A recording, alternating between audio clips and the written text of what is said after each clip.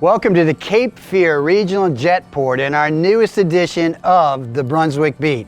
So I'm out here in front of the new terminal and we're getting ready to meet with Howie Franklin, the director of the airport and the visionary for this new project.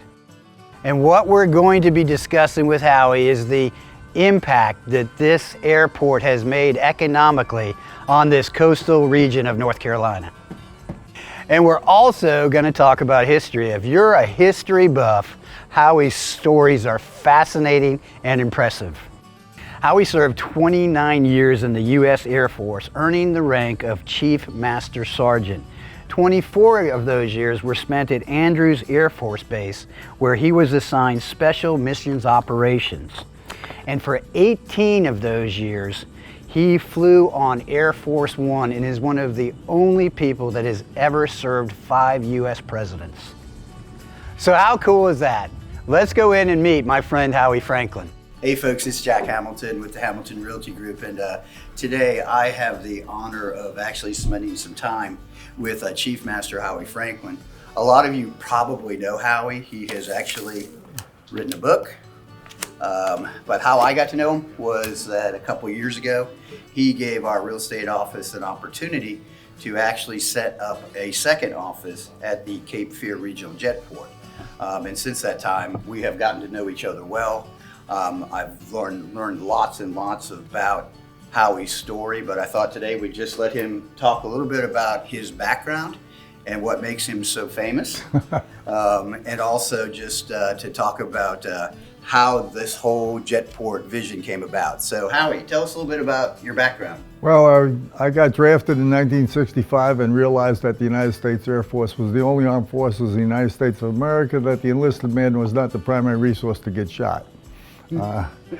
I was planning on getting in and getting out, but I got offered a job as a flight attendant. I ended up on Air Force One for 18 years. I was very fortunate to be the only one in the world that worked for 5 presidents consecutively without getting fired.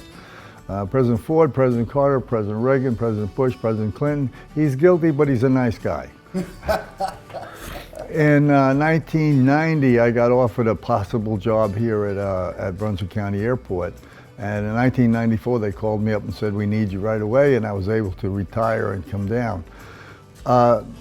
My wife brought me here. She's from Southport. She was in the Air Force also. And I did not know that. Yeah, she was in the Air Force also, and she parents lived here in Southport.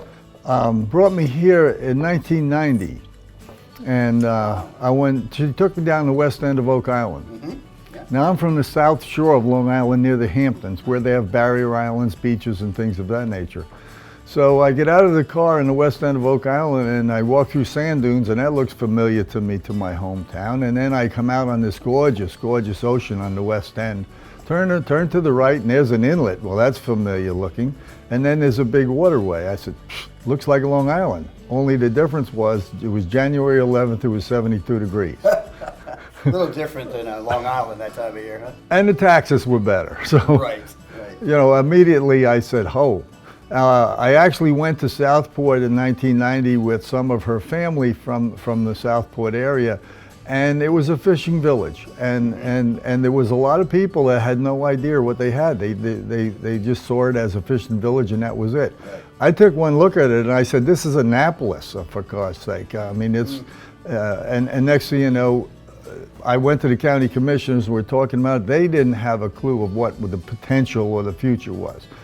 I thought from the very beginning, first of all, we got 60 miles of beaches, 39 golf courses. According to Virginia Tech, we're the best weather on the coast from Maine to Key West. I believe that we're 30 years behind Hilton Head. We're 30 years behind Marco Island, Florida. We're 15 years behind Destin, with better location, better beach, and better weather. Mm-hmm. So I mean, and to prove that, the airport right now is the 4th busiest airport in the state, and people in the state would ask me why. Remember, we have 60 miles of beaches, 39 golf courses, best weather on the coast. Why would you go to Fayetteville? So, you know, I'm very impressed with the area.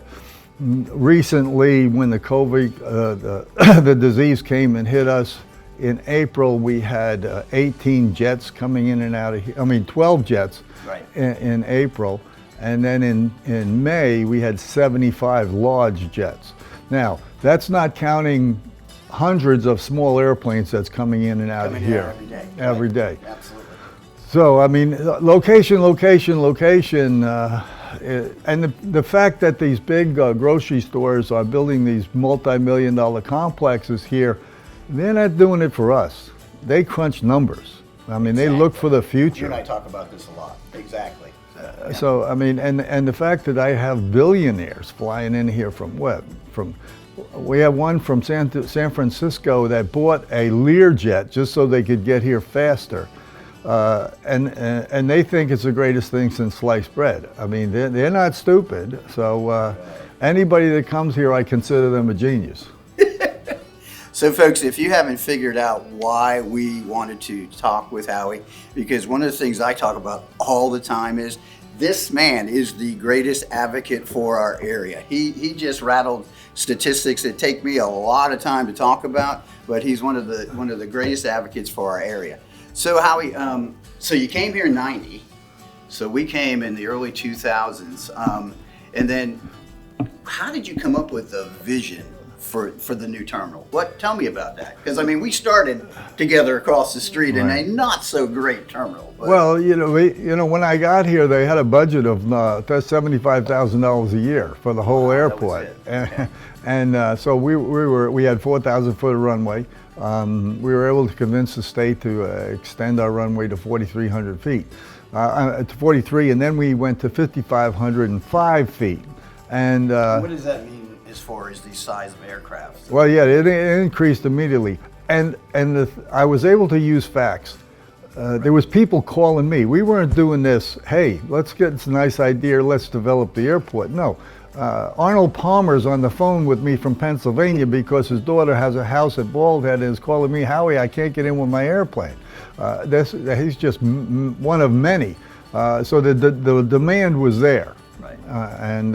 So that's why and now the vision, my experience traveling all over the world, and I like the idea of marketing, and I love the place based on what's here.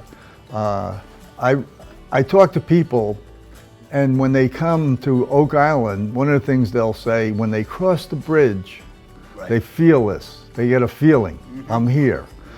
People that go to Bald Head would say to me, when I get to the terminal, I start eliminating bad things, and I'm here to relax and enjoy. Yes. So and I remember that too. Dan and I had a place out on Bald Head for 10 years, and we felt the same way. We, 2 kids, 2 dogs, would rush from the Triad, drive 3.5 hours through traffic. We'd pull up at the terminal, and as soon as we got on the boat, it was like you just relax. Well, that was my motivation to create something. So my board allowed me to do what I needed to do, and but they directed me. They wanted to make it welcoming. They wanted to make it memorable. They wanted to make it elegant, usable, but still comfortable. And I think we've been able to do that. And people, it's worked because, Jack, we had a regular customer, and they have normal pilots come in and out, but one day they had a rental pilot, so they had an extra pilot. And they pulled up in front of the terminal, and the second pilot that had never been here before, he looked out and he said, I feel like I'm at the beach. So, which is the feeling we want them to have, right? Yeah, it's a feeling that you're here, and as the rug says, Cape Fear Regional Jetport, you have arrived.